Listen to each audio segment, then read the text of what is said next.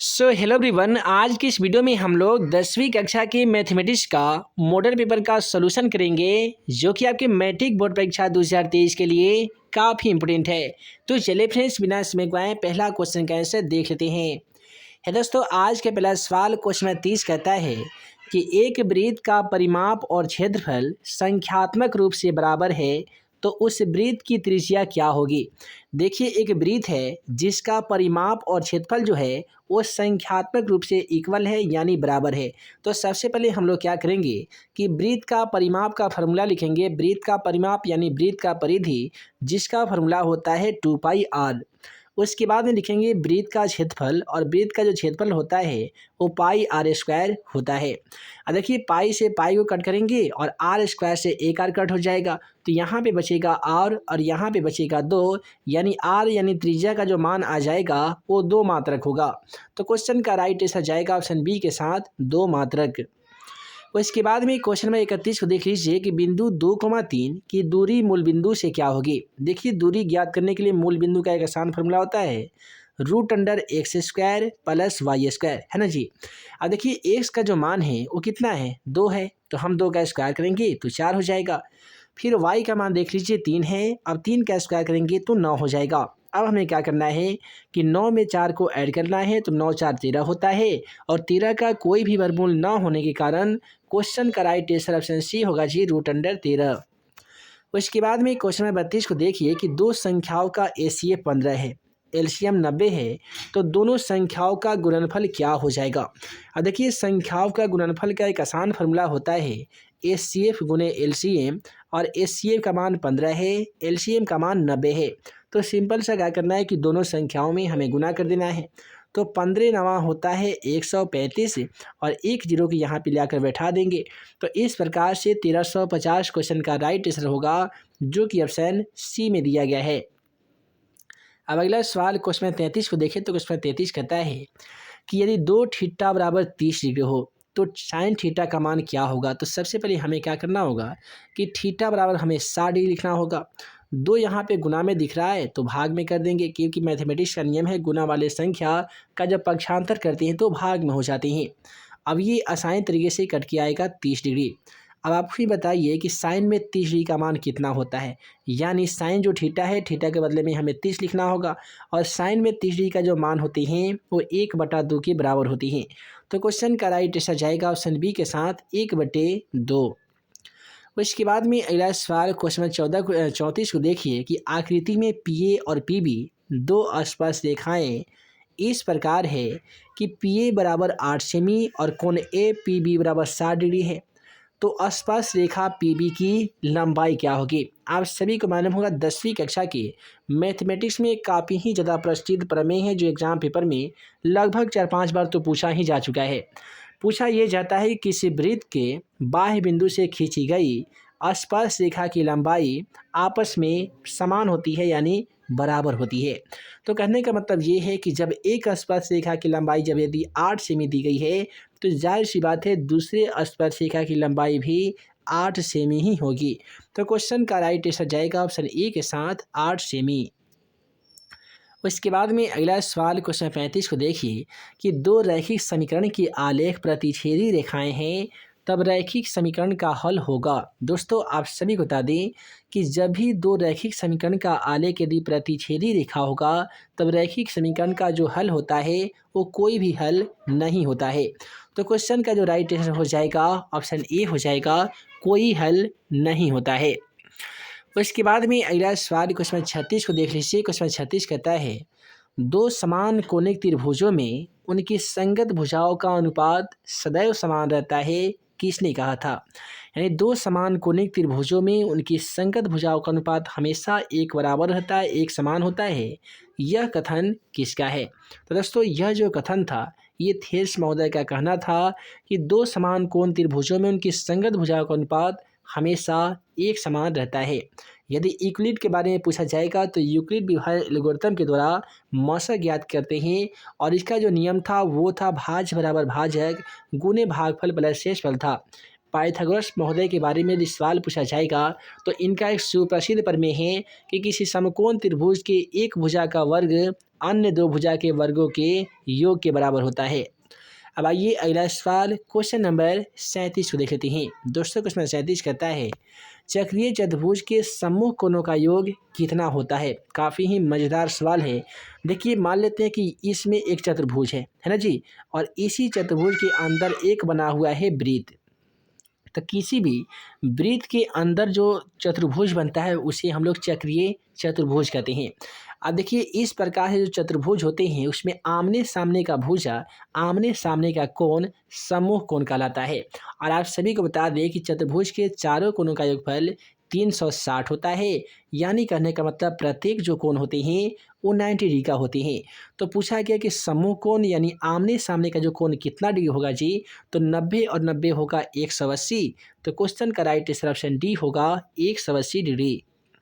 इसके बाद में अगला सवाल क्वेश्चन नंबर 38 में कहता है कि दो गोले के आयतनों का अनुपात 125:27 है, तो इनके पृष्ठीय क्षेत्रफल का अनुपात क्या हो जाएगा। आसान तरीका क्या करना है कि 125 का हमें घन करना है, तो 5 से ये 3 मरतबे होगा, 5 25 25 25 125 हो जाएगा। यदि 27 से करेंगे तो 3 तिया 9 और 9 तिया हो जाएगा 27। तो यहाँ पे हमें डबल कॉमन लेना है, यानी 5 में 5 से गुना करने पे ये 25 हो जाएगा और 3 में 3 से गुना करने पे 9 हो जाएगा। क्वेश्चन का राइट आंसर 25:9 हो जाएगा और 25:9 ऑप्शन बी में है। अतः क्वेश्चन का राइट आंसर जाएगा ऑप्शन बी के साथ 25:9। उसके बाद में अगला सवाल क्वेश्चन नंबर 39 को देख लीजिए। दोस्तों क्वेश्चन 39 कहता है यदि cos थीटा बराबर 100 हो तो सेक थीटा का मान क्या हो जाएगा। देखिए दोस्तों सेक थीटा का एक फार्मूला आता है 1/cos थीटा।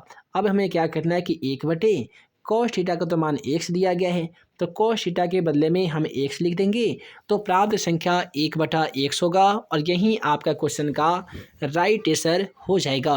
यानी जो ऑप्शन डी में दिया गया 1/x यही आपका क्वेश्चन का राइट आंसर हो जाएगा। अब चलिए अगला सवाल क्वेश्चन 40 को देखते हैं। क्वेश्चन 40 कहता है कि एक त्रिभुज ABC के शीर्ष का निर्देशांक A में 2,4, B में 0,6 और C में 4,-1 दिया गया है, तो त्रिभुज ABC के केंद्र का निर्देशांक क्या हो जाएगा। देखिए केंद्र का निर्देशांक ज्ञात करने की आसान फॉर्मूला जो होता है x बराबर x1 + x2 + x3 बटा में 3 होता है। x1 का मान देखिएगा तो 2 दिया गया है, तो हमें 2 लिखना होगा। x2 का मान 0 है, 0 लिखेंगे। x3 का मान 4 है, 4 लिखेंगे, बटे में करेंगे 3। देखिए 4 और 2 6, 6 में 3 से भाग लगाने पे प्राप्त आंसर 2 आ जाएगा।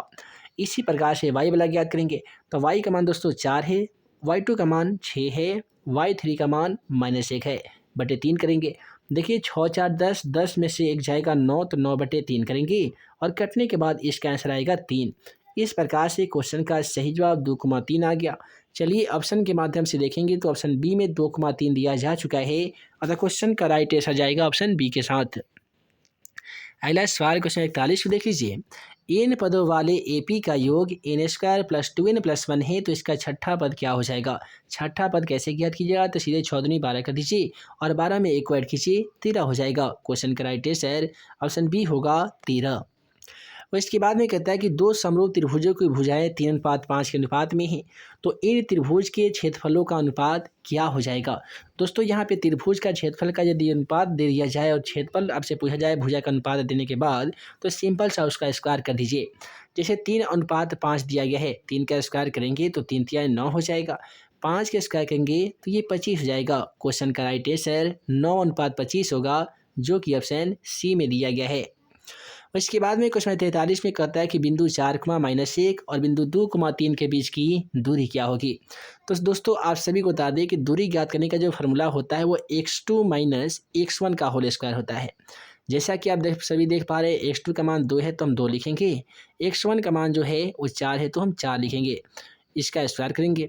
y2 का मान देख लीजिए 3 है, y1 का मान -1 है, तो माइनस और माइनस मिलकर ये +1 लिखेंगे। अब देखिए 2 में से 4 घटेगा तो -2 बचेगा और -2 का स्क्वायर 4 होता है। 3 में 1 को ऐड करेंगे, 4 और 4 का स्क्वायर होता है 16। अब देखिए 16 4 20 होता है। अब इसका गुणनखंड करेंगे तो ये हो जाएगा 2 दूनी 4 पचे 20 हो जाएगा।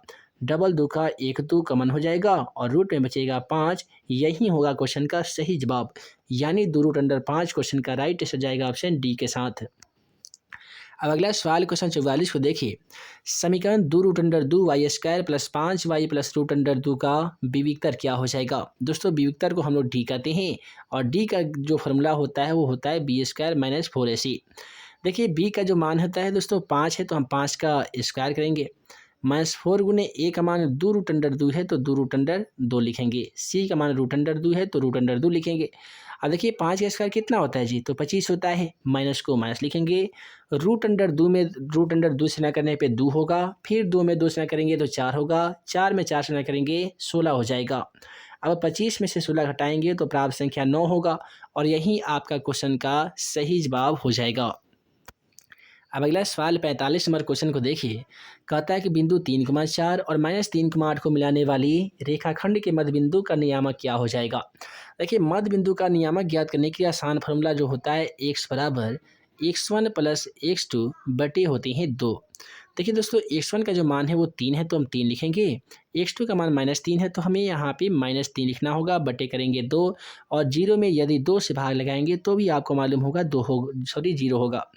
उसके बाद में y का जो फार्मूला होगा y1 प्लस y2 बटा 2 और y1 का मान यहाँ पे 4 है तो 4 लिखेंगे, y2 का मान 8 है बटे करेंगे 2, 8 4 होते हैं 12, 12 में 2 से भाग लगाने के बाद ये 6 दूनी 12, 6 मरतबे कट जाएंगे।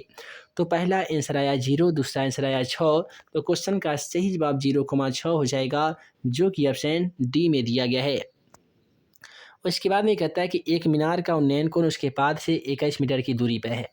30 डिग्री कोण पे मीनार का ऊंचाई क्या होगा। देखिए यहाँ पे एक पाद की जो लंबाई है वो 21 मीटर है, इसका जो कोण है वो 30 डिग्री दिया गया है।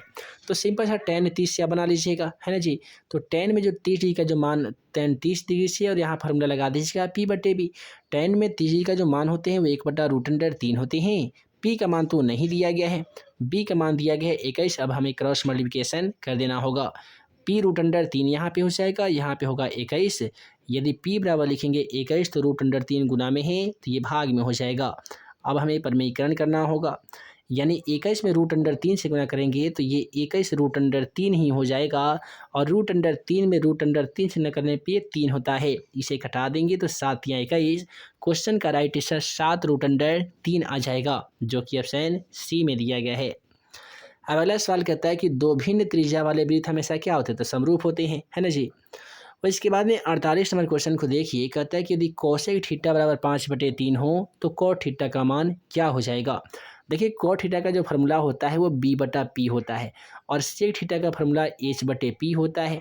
तो p के बदले में तो हम आसान तरीके से 3 तो लिख ही सकते हैं, लेकिन b का मान हमारे पास नहीं है। तो सबसे पहले b निकालेंगे, फार्मूला हो जाएगा h² माइनस p²।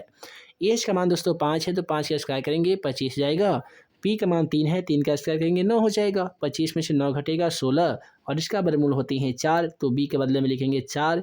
इस प्रकार से राइट आंसर 4/3 होगा जो कि ऑप्शन डी में दिया गया है।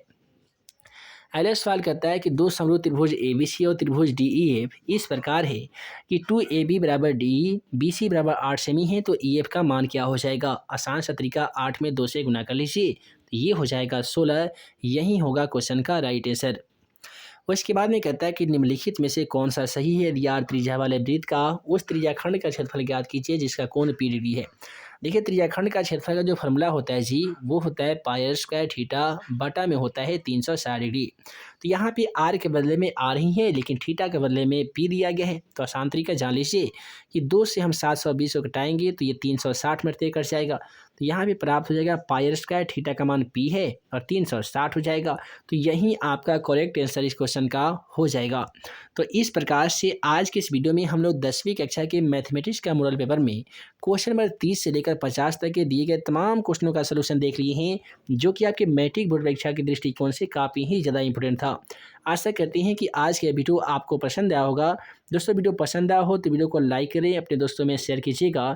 नए होंगे हमारे इस यूट्यूब चैनल पे तो हमारे इस YouTube channel math and magic tips को सब्सक्राइब करना बिल्कुल ना भूलिएगा।